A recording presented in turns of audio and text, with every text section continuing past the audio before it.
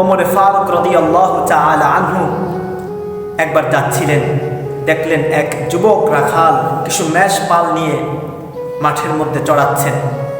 ওমর ফারুক রাদিয়াল্লাহু তাআলা আনহু জিজ্ঞেস করলেন, বললেন, হে রাখাল যুবক, আমাকে একটা মেষ পাল থেকে একটু দুধ পান করাও না, আমি খুব তৃষ্ণার্ত। ওই যুবক বললেন, জনাব, একজন মুসাফিরের খেদমত করা, একজন মুসাফিরকে পান করানো এটা আমার কর্তব্য, কিন্তু দেখেন এই মেষপালগুলো যা দেখছেন এটা মালিক আমি না, আমার একজন মনিব আছেন, তিনি এগুলোর মালিক, কিন্তু আমি কিভাবে আপনাকে পান করাবো? ওমর ফারুক রাদিয়াল্লাহু আনহু বলেন, মাশাআল্লাহ।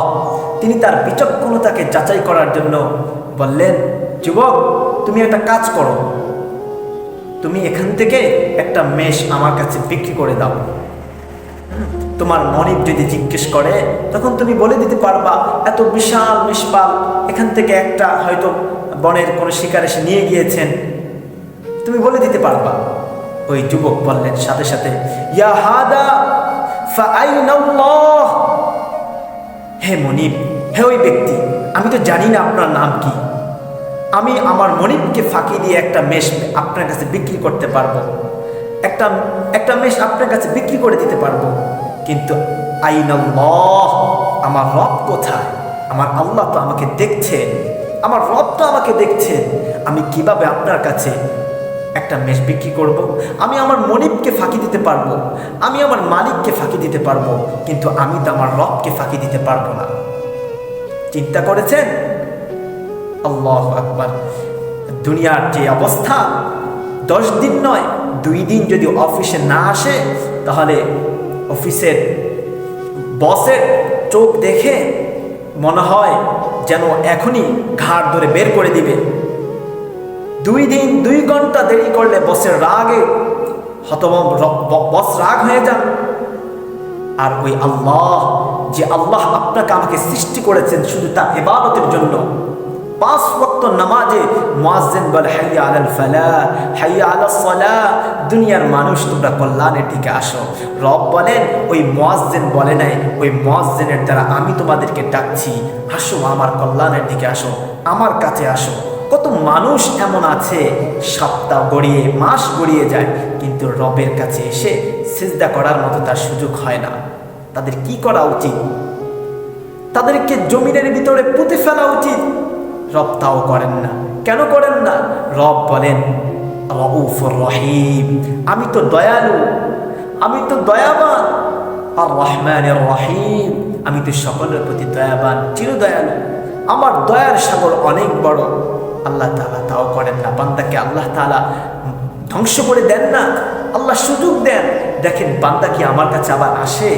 বান্দা আমার কাছে আসবে, এসে আমার কাছে আবার বলবে, আয় রব, আমি ভুল করে ফেলেছি, আমি ভুলে গিয়েছি, আমি দুনিয়ার মায়ায় পড়ে, মহাব্বতে পড়ে তোমাকে ছেড়ে দিয়েছি, আমি বুঝতে পারিনি, রব তুমি আমাকে ক্ষমা করে দাও।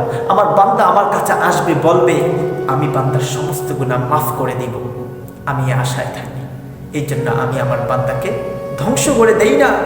রব বলেন, ইয়া আইয়ুহাল্লাযীনা আমানু লা তাত্তাবিউ খুতুওয়াতিশ শাইতান, হে মুমিন, তোমরা শয়তানের পথ অনুসরণ করো না, কারণ সে তো তোমাদেরকে পথভ্রষ্ট করে দিবে।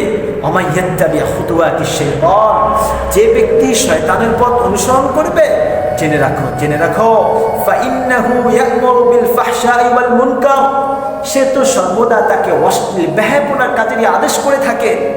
রব বলেন, ওয়ালাউলা ফাদলুল্লাহি আলাইকুম ওয়া রাহমাতুহু মা যাকা মিনকুম মিন আহাদিন আবাদা, আরে যদি তোমাদের প্রতি আমার দয়া অনুগ্রহ না থাকতো তাহলে তোমরা তো ভ্রষ্ট হয়ে যেতে। তোমাদের প্রতি আমার দয়া আছে, অনুগ্রহ আছে, এবং মা যাকা মিনকুম মিন আহাদিন আবাদা, কেউ কখনো আমি ছাড়া কাউকে পবিত্র করতে পারবে না। সকলকে পবিত্র আমিই করব, এবং তোমাদের সকলকে আমার কাছেই ফিরে আসতে হবে। রব আবারও বলছেন, ওয়ালাকিন্নাল্লাহা ইউযাক্কি মান ইয়াশা ওয়াল্লাহু সামিউন আলীম, আল্লাহ যাকে ইচ্ছা করেন তাকেই পবিত্র করেন। আল্লাহ তো সব কিছু শোনেন। আজকে সমাজে আমাদের কি অবস্থা দেখেন, কি করছি আমরা রবের নাফরমানিতে লিপ্ত রয়েছি।